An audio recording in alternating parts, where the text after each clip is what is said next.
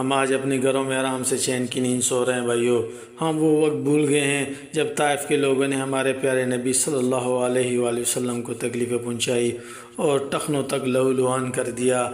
اور اللہ نے اپنے محبوب سے کہا، جاؤ اے جبرائیل میرے بندے سے کہو اگر تم چاہتے ہو تو طائف کے دونوں پہاڑوں کے درمیان ان کو کچل دیں۔ لیکن ہمارے نبی رحمت للعالمین بنا کر بھیجے گئے، انہوں نے کہا ربنا لعلہم یہتدون، اللہ ان میں سے شاید کوئی ہدایت کے راستے پر چل نکلے، اور اللہ سے دعا کی میری امت کو تنہا نہ چھوڑنا، اگر چاہتے تو طائف کے لوگ آج دنیا کی صفحہ ہستی سے مٹ چکے ہوتے اور شاید ہم تک آج اسلام نہ پہنچتا۔ اور پھر صحابہ اکرام اجمعین کی قربانیاں کہ اسلام پوری دنیا میں پھیلا، وہ بھی چاہتا ہے عیش و عشرت کی زندگی گزارتے، اپنی جان، اپنا مال، اپنی اولاد سب کچھ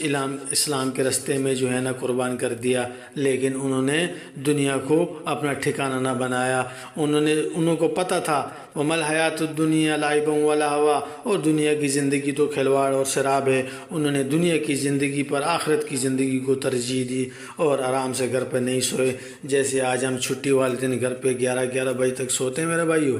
ہمیں پتہ ہی نہیں ہے ہم نے فجر کی بھی نماز پڑھنی ہے کہ نہیں، 11:30-12 بجے اٹھے، ناشتہ کیا، ظہر بھی گئی، عصر بھی گئی، مغرب بھی گئی، عشاء بھی گئی، اگلے دن پیر والے دن پھر ہم چل بھائی کام پہ نکلے۔ چلے خیر، صحابہ کرام رضوان اللہ تعالی اجمعین نے رنگ و نسل کو بالائے طاق رکھتے ہوئے پوری دنیا میں اسلام کو بول بالا کیا، اور اس طرح ہم تک اسلام پہنچا۔ ہم نے نبی کی سنت بھی چھوڑی، قرآن کا علم بھی چھوڑا، موبائل سے دوستی لگا لی جو دنیا بھر کے گن سے بھرا ہوا ہے۔ اس گن نے غزہ کے مسلمانوں کی چیخ و پکار ہمارے کانوں تک، سسکیاں ہمارے کانوں تک پہنچنے نہیں دی،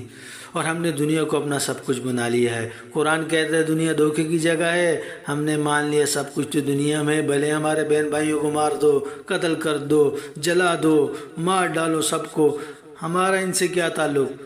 لیکن اگر آج ہمارے پاس قرآن کا علم ہوتا، نبی کی سنت ہوتی، انما المؤمنون اخوہ، بے شک مومنین آپس میں بھائی بھائی ہیں، تو آج کسی میں اتنی جرت نہیں ہوتی، اتنی طاقت نہیں ہوتی وہ کسی مسلمان کی طرف انگلی اٹھا کر دیکھ سکتا، اور ہمارے کانوں تک ہمارے ماؤں بہنوں، ہمارے بیٹوں کی آہیں اور سسکیاں اور یہ چیخ و پکار کبھی بھی نہ پہنچتی۔ لیکن ہم نے افسوس در افسوس کہ ہم نے اللہ کا قرآن بھی چھوڑا، نبی کی سنت بھی چھوڑی۔ اللہ پاک غزہ کے مسلمانوں سمیت دنیا میں جہاں جہاں ظلم ہو رہا ہے ان کی مدد فرمائے، اور ہمیں قرآن و حدیث کا علم اور فہم عطا فرمائے، آمین۔